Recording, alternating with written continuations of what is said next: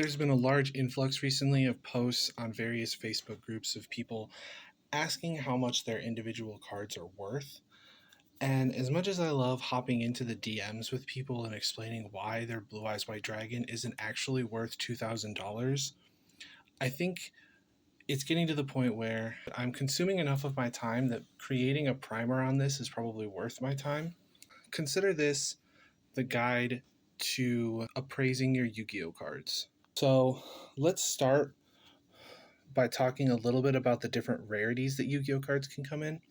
Yu-Gi-Oh cards can come in a various number of rarities, some harder to get than others, but the understanding has to be made that certain rarities are not intrinsically more valuable than others.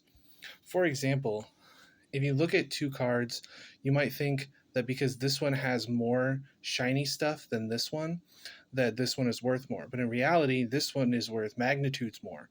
And the reasons for that are age, the print that it came out in, and how usable the card is, either in a current format or in a format that's considered fun to play by a lot of players within the community. So you end up in a situation where just immediately looking at a card, looking at its rarity, is not going to give you a good idea of how much a card is worth just offhand. Let's start by discerning the three very basic rarities. This is a super rare. A super rare has holographic artwork, but no holographic name. An ultra rare has holographic artwork and holographic name. And as you can see, it also has holo foil on the attribute symbol and the levels. Now, secret rare is like an ultra rare, but as you can see, the foiling has this texturing to it that seems to be coming through really well in the camera. These three are the core rarities that cards come in pretty much any set that you open. There is a fourth rarity for older sets called rares. This one's in Spanish, so don't be confused by that. But rares have just the holographic name, no holographic art or anything else on the card. But these aren't as common as they used to be because core sets no longer feature rares. So that's sort of a basic understanding of how to tell what rarity your card is.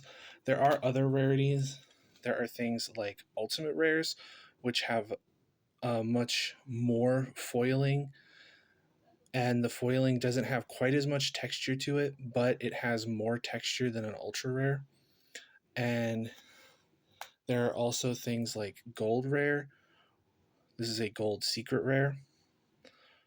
There are many different ways. There's also prismatic secret rare, which has those lines going through it that you can see.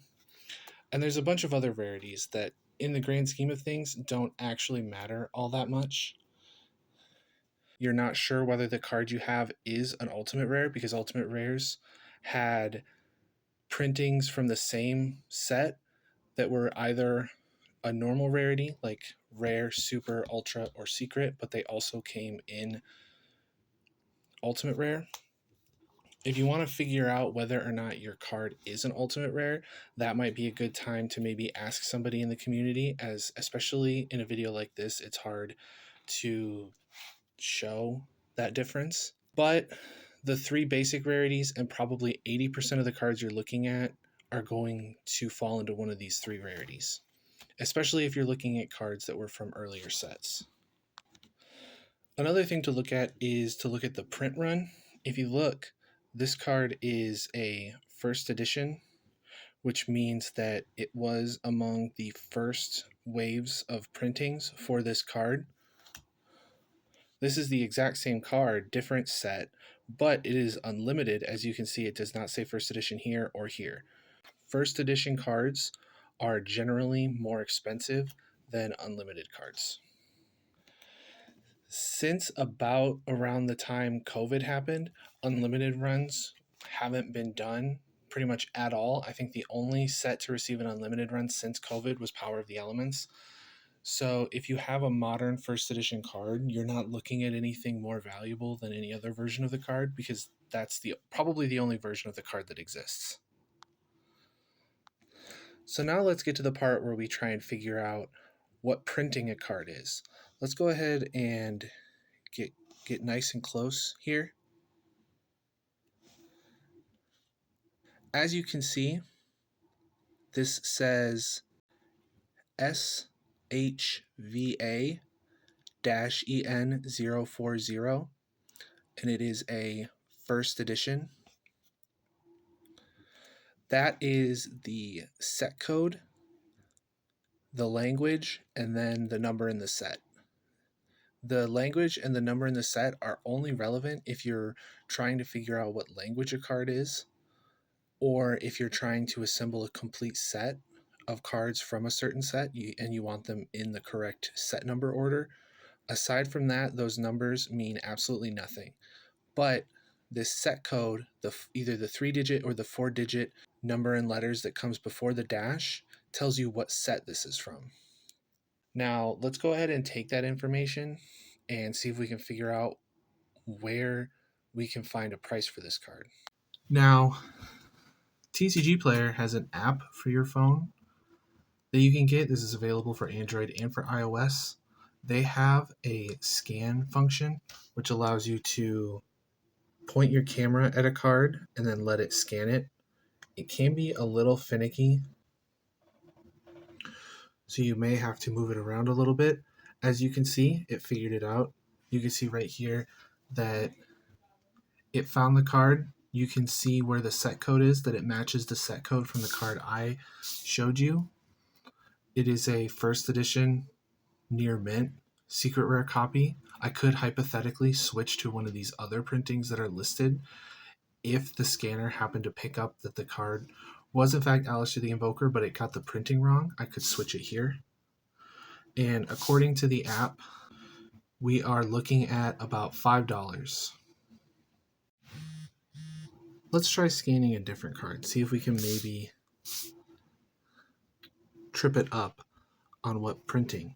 As you can see, it scanned the same card twice, and both times it scanned, it got different results. The first result was the common printing from Dark Revelation 4, which, if you look at the set code on the card, it is SOIEN029. That does not match the set code for the common printing of Memory Crusher. Now, it did pull up the ultimate rare printing, which, if you look, does in fact match. And it did recognize that it was an unlimited, but my copy is not near mint.